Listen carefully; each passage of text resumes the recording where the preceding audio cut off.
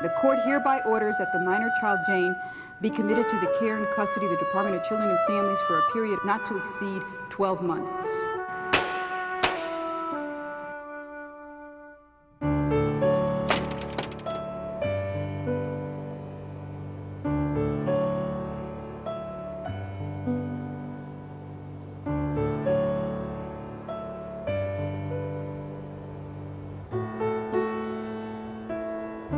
Each year, thousands of children are removed from abusive homes, and an attorney is appointed to represent them.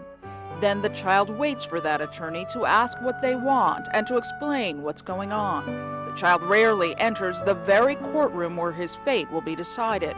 His only link to the future, his lawyer. I haven't even seen my attorney, heard from him, spoken to him, seen him at all. I don't even talk to my lawyer, so I ain't gonna trust my lawyer when I see him. And every time I tried to get a hold of her, when I needed her, she wasn't there. Sadly, the majority of children tell this same story, and they ask the same question: who will speak for me? Over the next few minutes, you'll hear from children who've been abused in their homes and removed, only to be failed again by lawyers who don't find out what the children really want and need. The attorney is the single common thread holding the whole process together for the child. Yet children continue to report that their attorney is just not there for them. Listen to them as they explain in their own words what they want from their lawyers. Let's learn from these young voices. You see your lawyer stuff? Every now and then. Like every month? My DCF work is coming up, hopefully the 21st. I haven't seen mine in a long time. I only saw him once. That was when I was 8. And that's the only time I saw him. All rise. Those who represent the child and his or her parents come together at court hearings like this one. Almost a dozen adults take their seats to decide what's best for the child. A child not usually present in the courtroom. It's the attorney's responsibility to make that child come alive during the hearing. It could make so much of a difference in the life of a child if the attorney comes in and lets you know exactly what that child is feeling, all right? Lets you know what that child wants. Judge Carmen Lopez presides over Connecticut's Superior Court of Juvenile Matters in Waterbury. Certainly, out of what everyone tells you, you want to hear what the attorney is telling you, and you want to make sure, as I said to you earlier, that it's information that is current, that is not old information, so that you can actually make the best decision. Judge Lopez expects children's attorneys to come to court with fresh information, having met with their clients long enough and recently enough to be able to speak for them.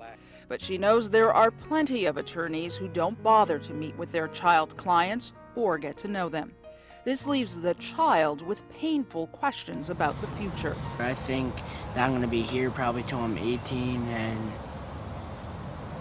and I'll still be in DCF custody, and I won't be home with any of my family, and probably still the lawyer won't even come see me then either. Actually, like, if I'm gonna really leave at June 22nd, because my childcare worker who works here, she's saying that I might leave June 22nd or June 24th. And I don't know about that. She's saying that she doesn't know yet. Unfortunately, many other children have the same concerns. Meet Maria. She's 15 years old and has been in the custody of the Connecticut Department of Children and Families, or DCF, for 2 years. We talked to her at her room at Connecticut's Children's Place, a residential facility run by the state. Maria's had lawyers in her life since she was 4, and she recalls a particularly bad experience. My mom or me had to call him to get his attention or to, like, get him to even see us or visit us on a daily basis. But he was pretty much, he ignored me kind of. Maria wishes another of her attorneys would have made an attempt to develop a closer relationship with her. I really didn't trust her, and I didn't know her, and she really wasn't like a confidant to talk to and stuff like that. So it was kind of uncomfortable to like not be close to your lawyer, because that's the person who has to like figure everything out for you and who has to stick up for you on the legal side. It's a very critical, important role that that person plays. And given the state of affairs in many child welfare agencies, many times it's the attorney who has followed the child around.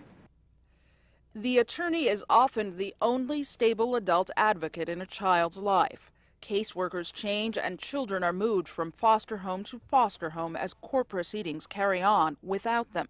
So the attorney plays a critical role as the one adult who remains constant in a time of turmoil.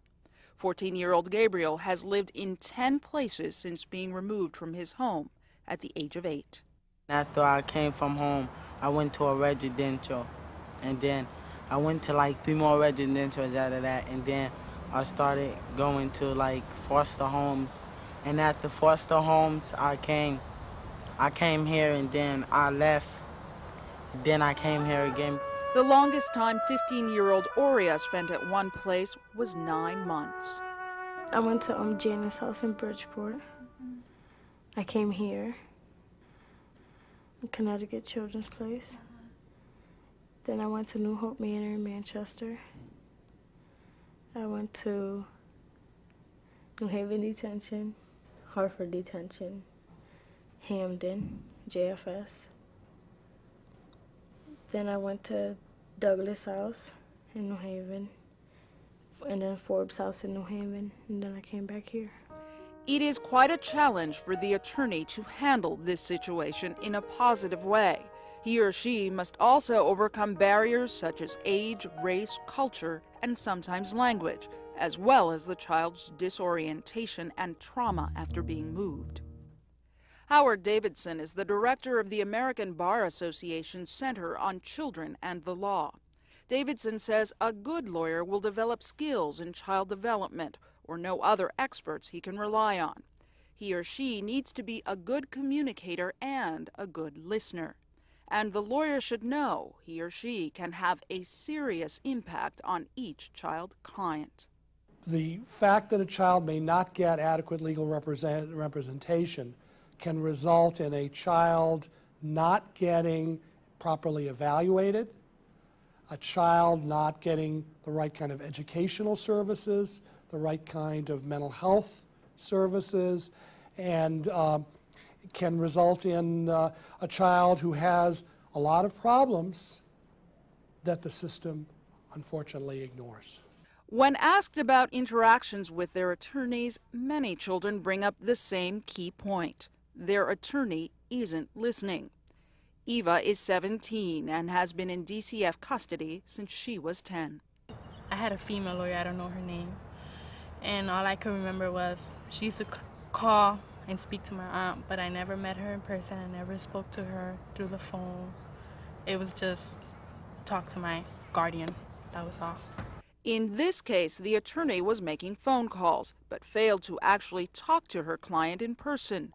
So how did she ever get to know her well enough to speak for her in court? A child relies on the attorney to explain what's going on in court in terms he or she can understand. If they don't tell you what's going on with you, you're lost. I'm lost right now because I don't know what's going on with my lawyer and everything because she hasn't called me yet. Oh. Rachel is 14 years old and living at Connecticut's Children's Place. She's been a DCF child since she was 3 months old and was adopted at 4. She's had several attorneys. We asked her to describe the role of the attorney and how it's different from the role of the social worker. A social worker works on your personal life, a lawyer works on your mental life, or a social worker works on your mental life, a lawyer works on your personal life, and a guardian ad litem, I don't know. Rachel's confusion is common. Children like her need an attorney who will explain the roles of the many adults trying to help them through the child welfare system. The attorney also has to explain the time it takes for such a case to move through the court system, which can take more than a year. Imagine how hard it is for a child to wait that long, living with strangers in a foster home after suffering the trauma of abuse and neglect. It's been 2 years, and to me it's felt like 10. It's hard. It's really hard. It's hard to wait a long time to see your father. It's sort of a little scary, you know what I mean? Because you don't know what's going to happen, how long you're going to be in their custody. Never know when you're going to go home. What else are you going to put on it? Martha Stone is the executive director of the Center for Children's Advocacy at the University of Connecticut School of Law. She thinks more attorneys should focus on respecting a child's unique sense of time, as well as becoming more aggressive advocates for their child clients. It's really important work of representing children that needs to be taken much more seriously and needs to be done in a much more aggressive way.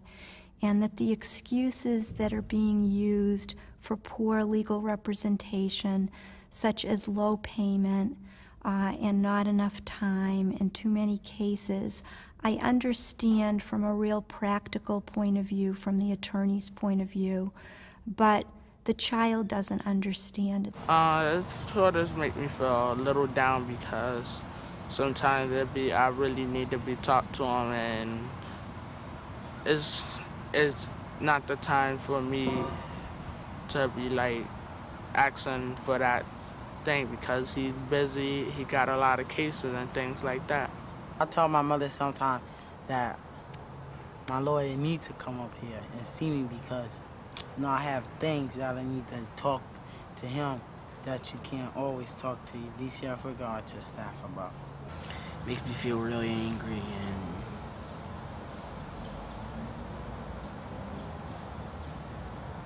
just ticked off, you know what I mean? And I don't even know what he looks like. I haven't got to talk to him at all.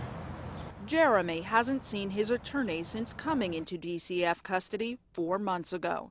It's clear that he and children like him feel they don't have a voice. I feel like the kids fall through the cracks of the different systems that they come into contact with, whether it be the judicial system or the education system or the child welfare system. And then when they're given an advocate, a legal advocate, to help them not fall through the cracks, that very legal advocate system is faulty. So once again, they become victimized. The children and those who care for them are sending a clear message. Solutions need to be identified and implemented. One of the most important steps is providing lawyers with more frequent and improved training, and to ensure that they attend. We would not permit someone to operate on, to conduct a medical operation on someone without rigorous training. Okay? We should not expect an attorney to be appointed to represent a child and to begin to practice in the juvenile court without undergoing a rigid prerequisite training program. In addition to better training for attorneys, Davidson presents this list of other improvements, some of which are already being tried. They include setting limits on maximum caseloads, creating statewide offices to support, coordinate, and enhance child representation, mandating a certification process for attorneys doing this work, developing attorney mentoring programs to support novice children's lawyers, and finally, restructuring attorney payment mechanisms. This last item, low pay, has long been used as an excuse for poor legal representation for children, an excuse that doesn't sit well with many in the field. Just because you're getting paid an amount of money that you may not believe compensates you, all right, that doesn't excuse you from not being a professional.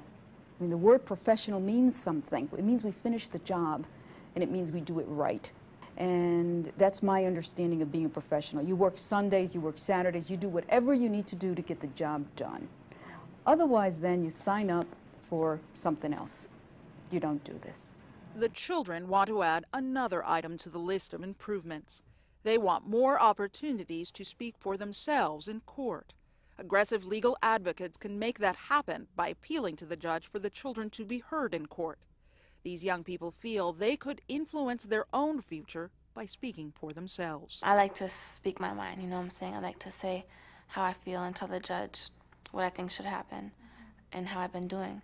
So I think that maybe if I went to court on the abuse and neglect side, I might have told him how I felt and who I wanted to be with, and maybe that would have persuaded him or her to get me back with whoever I want to live with.